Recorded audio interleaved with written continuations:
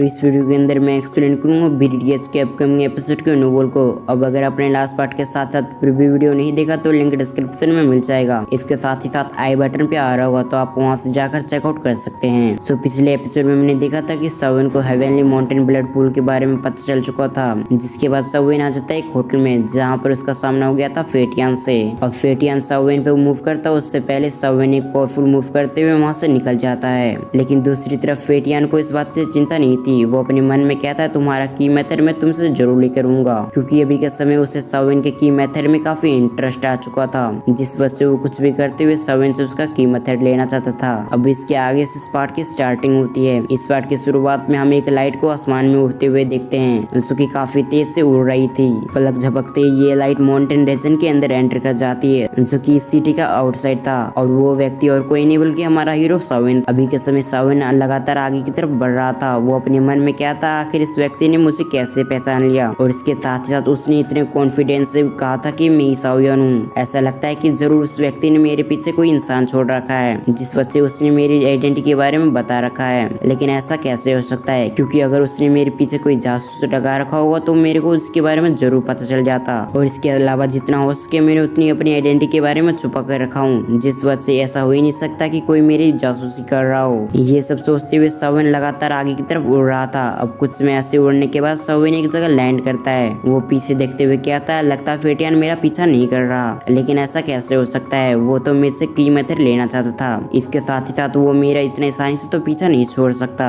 अभी सवन इसके बारे में बात कर ही रहा था, उसी समय वहाँ पर एक आवाज आती है। वो आवाज सवन से कहती है तुम्हारी स्पीड तो काफी अच्छी है, लेकिन इतनी भी नहीं कि तुम मुझे पीछा छुड़ा सको। अब उसकी ये कहते ही सवन अपने पीछे पलट कर देखता है, जहाँ पर एक पोर्टल ओपन होते हुए एक व्यक्ति निकलता है। अब ये व्यक्ति और कोई नहीं बल्कि फेटियान था, जिसके चेहरे पे एक स्माइल होता है। वो अभी के समय लगातार सवन को ही देख रहा था। फिर हमारा शिफ्ट होकर सवन पे आ गया, जो कि अपनी नजर को चारों तरफ दौड़ाते हुए अपने मन में कहता है मुझे जल्द से जल्द यहाँ से निकलना होगा, और इसके लिए मुझे एक अच्छा सा रास्ता ढूंढना होगा ताकि मैं यहाँ से एस्केप कर सकूं। अभी के समय सवन अपनी तिरछी नजर करके चारों तरफ देख रहा था ताकि इस तरीके से यहाँ से एस्केप कर सके। लेकिन फिर भी वो अपने आप को कंट्रोल करते हुए उस फेटियान से कहता है आखिर तुम मेरे साथ करना क्या चाहते हो, और तुम मुझसे चाहते हो क्या हो, जिस वजह से तुम मेरा पीछा कर रहे हो। अब सवन की ये कहती है हमारा शिफ्ट होकर फेटियान पे आ गया, जो कि अपने एक हाथ को पीछे करते हुए किसी एक्सपर्ट की तरफ खड़े होते हुए कहता है तुमने बिल्कुल सही कहा, मैं बिना कारण तुम्हारा पीछा नहीं कर रहा, नहीं तो अगर मुझे मरना है तो मैं तुम्हें कब का मार देता। मैं चाहता हूँ कि तुम मेरी चारों टेक्निक दे दो, जिसके बाद ऐसा हो सकता है कि मैं तुम्हें छोड़ने के बारे में सोच सकता हूँ। दूसरी तरफ हमारा शिफ्ट होकर सवन पे गया, जो कि फेटियान की बात सुनते हुए उससे कहता है क्या सच में अगर मैं तुम्हें तुम्हारी टेक्निक वापस लौटा दूं तुम मुझे यहाँ से जाने दोगे।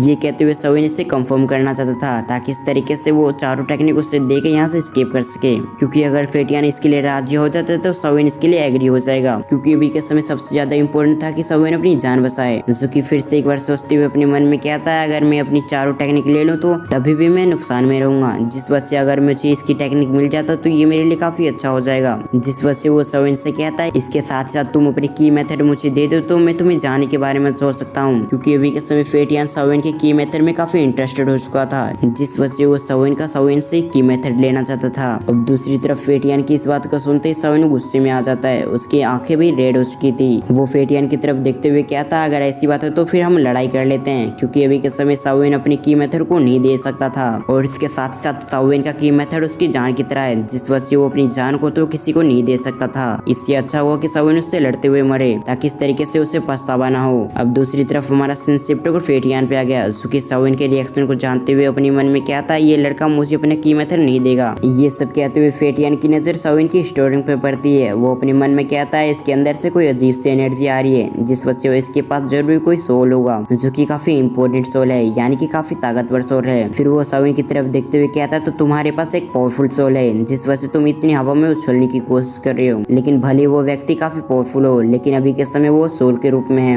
जिस वजह से उसकी पावर काफी सप्रेस हो चुकी है।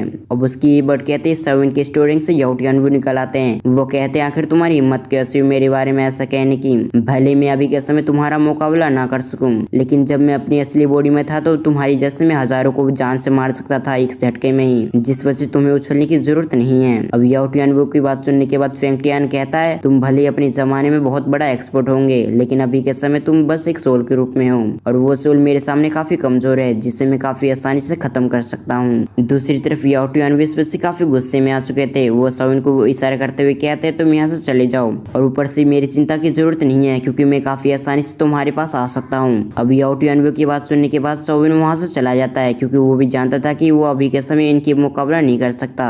अब इसी सीन के साथ हमारा ये पार्ट 2 यहाँ पर एंड होता है। अब अगर आपको एक्सप्लेनेशन अच्छा लगा तो वीडियो को लाइक करके चैनल को सब्सक्राइब कर लें। इसके साथ ही साथ बेल आइकन को ऑल पे प्रेस करना ना भूलें। तो फिर मैं मिलता हूँ किसी और वीडियो में, जब तक के लिए थैंक्स फॉर वॉचिंग। अब अगर आपने लास्ट पार्ट नहीं देखा तो एंड स्क्रीन पे आ रहा होगा। इसके साथ ही साथ अब अगर आपको नेक्स्ट पार्ट देखना है तो आप कमेंट करके बता सकते हैं।